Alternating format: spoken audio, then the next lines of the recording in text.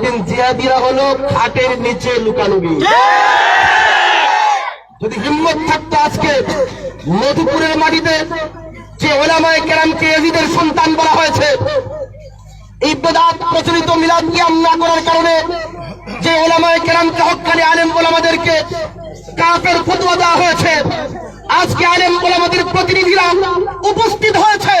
আমরা প্রশ্ন রাখতে চাই, আলাউদ্দিন জিহাদিরা তোমরা কোন উম্মত পালিয়েছো?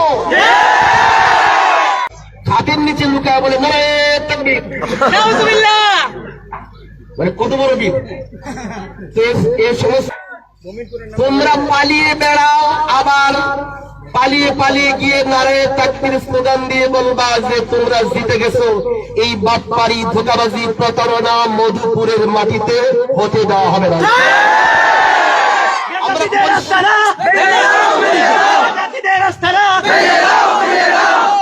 আমরা পরিষ্কার শব্দে বলি, এখন বহসের সময় 3টা, উপরে 3:15 বাজে।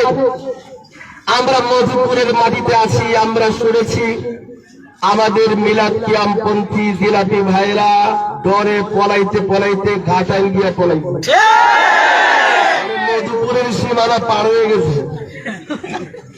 মানে আমাদের হুঙ্কার শোনার আগেই মধুপুরের সীমান্ত পাড়ি দিয়েছে। আমার তো মনে হয় এখন টাঙ্গাইলে পার হয়ে গেছে।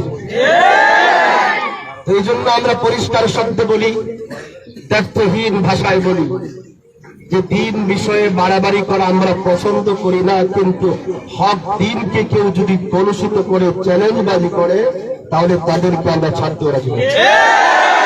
নিজে নিজে আগ্রাসী হই না, কিন্তু যদি আমাদের হক দিনের বিরুদ্ধে আঘাত আসে, ওলামায়ে দেওবন্দের সন্তানেরা তাদের দাঁত ভাঙা জবাব দেওয়ার জন্য প্রস্তুত আছে।